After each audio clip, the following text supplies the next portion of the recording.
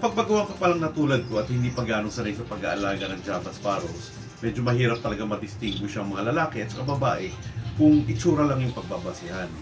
Monomorphic kasi yung mga ibon na ito na ibig sabihin halos pareho yung itsura ng mga lalaki sa babae. Mas pinapahirap pa yung pag-gender sa kanila kapag hindi pa ganong ka-mature yung ibon. Kaya nga isa ito sa mga bagay na interesado rin ako talaga matutunan. At ayon sa mga info na nakuha ko, ito yung mga iba't ibang paraan para malaman ang kasarian ng Java Sparrow.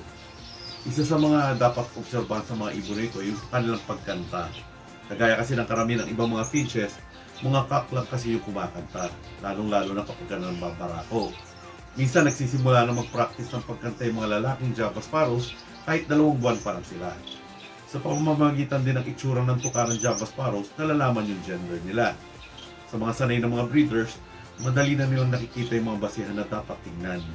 Ang mga tuka kasi ng mga cock ay kapansin-pansing mas maliin ang pagkapula kumpara doon sa mga hen na medyo pinkish yung tuka. Mas malaki, maumbok at malapad din yung base ng tuka ng mga lalaki, habang ang mga babaeng Java Sparrows naman ay medyo mas pahaba ang korte. Kung sa eye-ring naman ang pagbabasihan, mas makapal yung talukap ng mata ng mga cock kumpara doon sa mga hen. May mga nagsasabi din na sa mamamagitan ng posisyon ng eyeline ng mata ay malalaman yung gender ng mga Java Sparrows. According sa theory, kung titingnan mo ng side view yung ibon, kung ang guhit at ng tuka ay nakatapat dun sa banda ilalim ng mata, ito ay lalaki. Ngunit kung nakatapat naman ang guhit ng tuka sa gitna ng mga mata, babae yan. Ganito rin yung isang technique na ginagamit sa pag-gender ng mga society finches. Pero mas mahirap ito para sa mga hindi pa ganong sanay na tulad ko. O nga pala, napag-alaman ko rin na malalaman kung ready na mag-breed ang mga Java Sparrows kapag mapulang-mapula na yung kanilang mga talukap. By the way, pwede rin pagbasihan ang kulay ng ulo ng mga Java Sparrows gaya ng nasa picture. Mapapansin nyo na mas dark ang kulay ng balahibo ng bumbuno ng mga lalaki. Yun nga lang, sa mga colored Java Sparrows lang na ito pwedeng gawin. Siyempre, hindi na magiging applicable sa mga kulay puti.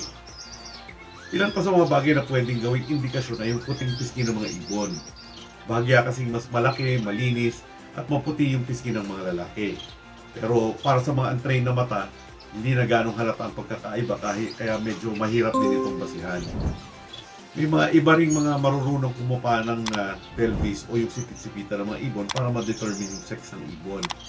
Ngunit yung pinakasigurado talagang paraan para malaman ang gender ng Java Sparrow ay sa pamamagitan ng DNA. Very accurate yung results yan, kaya lang medyo may kamahalan.